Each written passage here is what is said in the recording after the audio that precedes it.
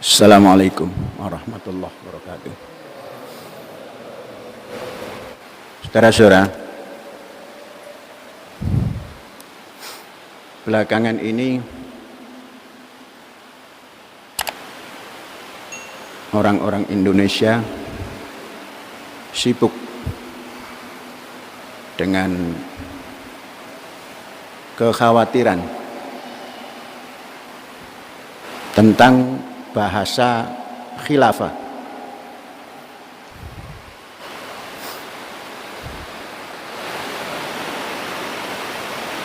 Memang aneh. Mengapa bahasa itu diributkan?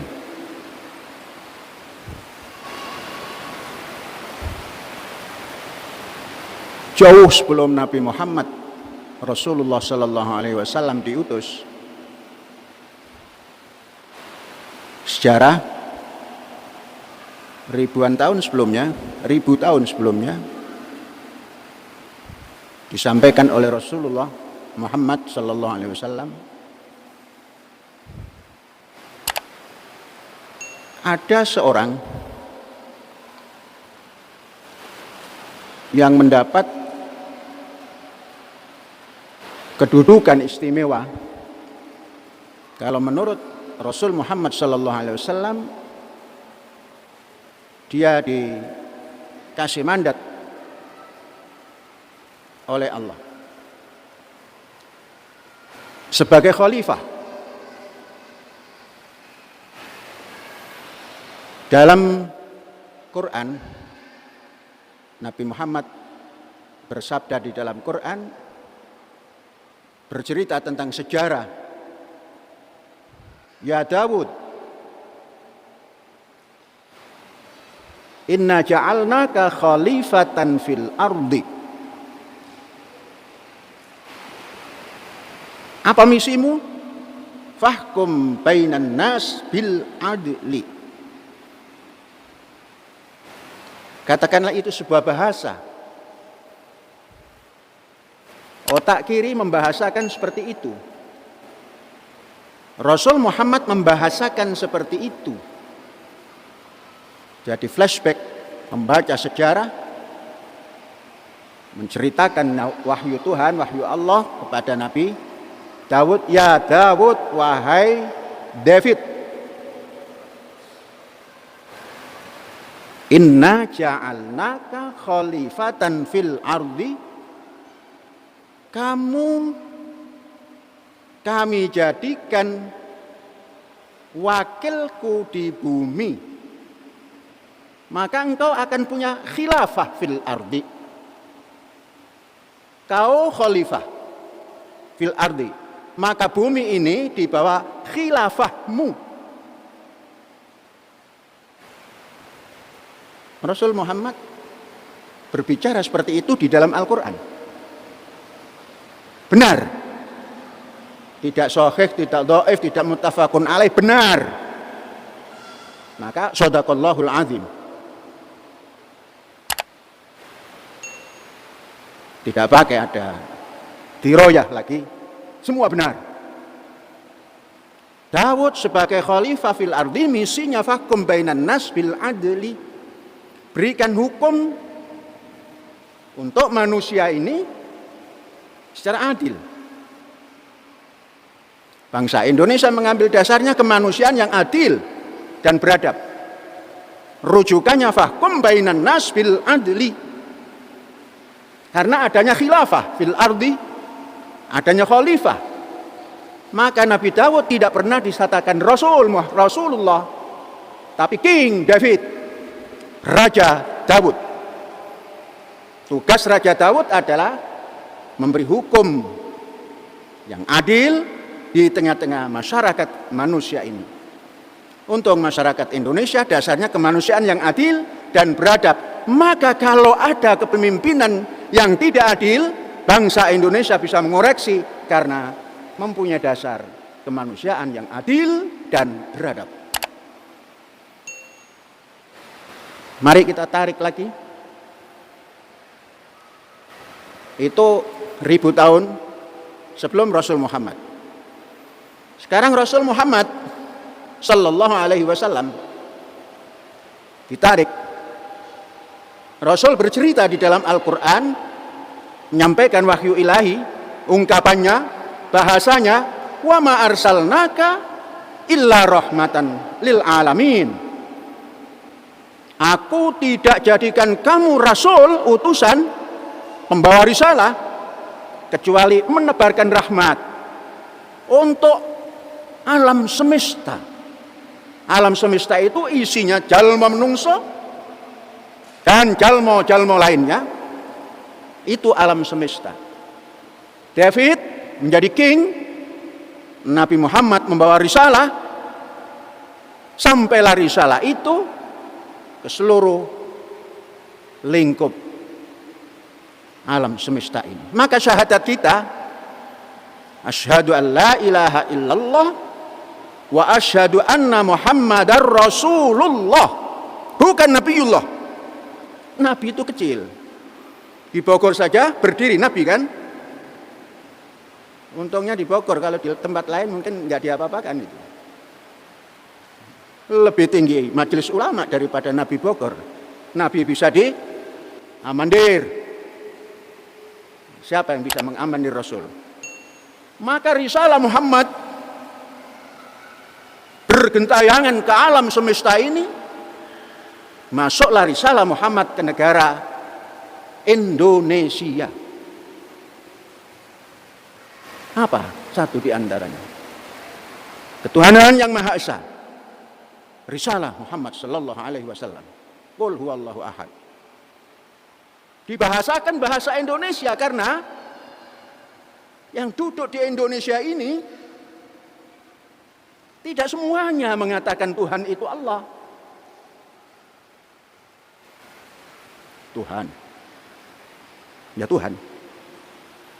Ada Tuhan yang berbentuk manusia.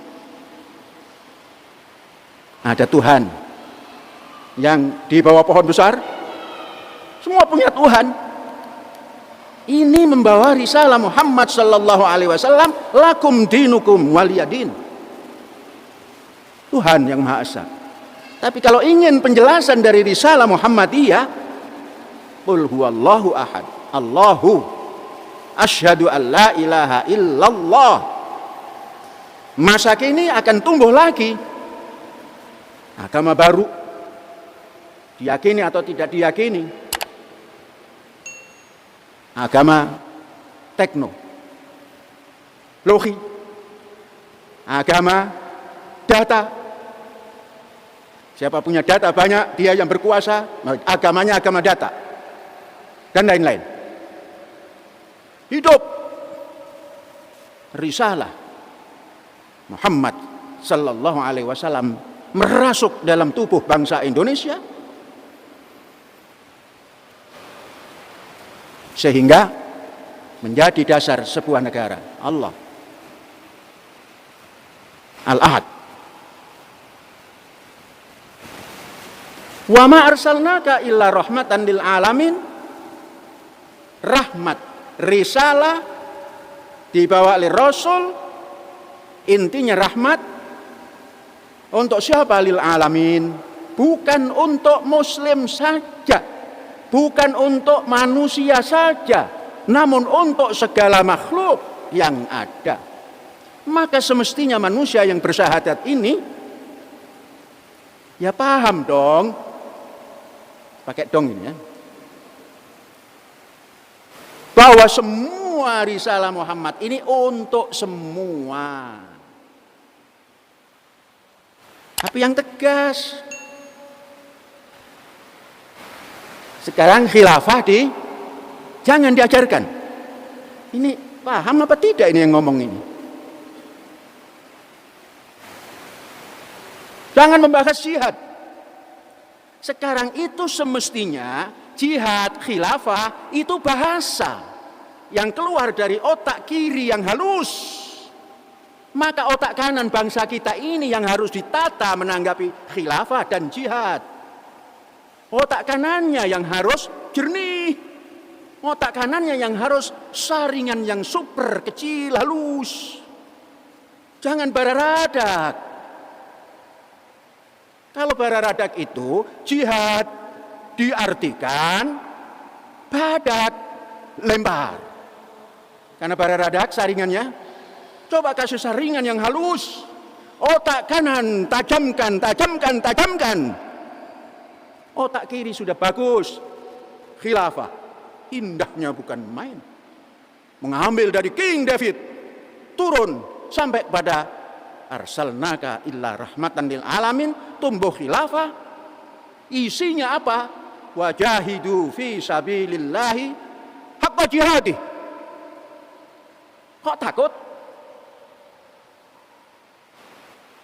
Mari jangan takut. Membahasakan khilafah dengan otak kanan yang menjelaskan dengan jernih. Membahasakan jihad otak kanan yang dengan jernih. Karena jihad itu intinya adalah ayyujahida nafsahu bita'allumil huda wa dinil haq.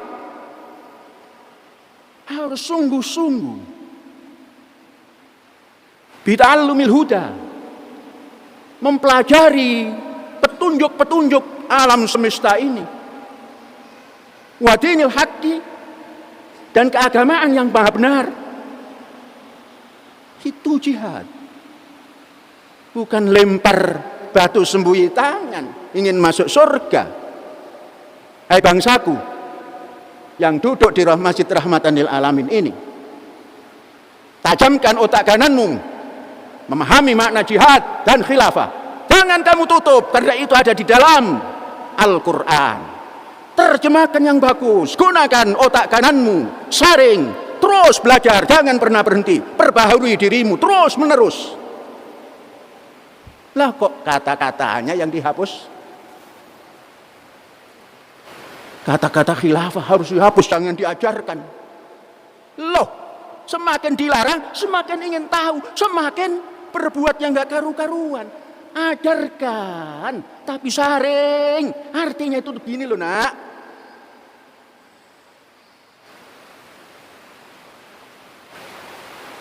Yang ahli ICT, pelajari apa itu khilafah. Terjemahkan yang baik. Buka data-data itu, informasi-informasi itu. Yang belajar biologi, apa itu khilafah? Apa itu? Jangan ditutup gara-gara takut. Wallahu a'lam bishawab. Alhamdulillah.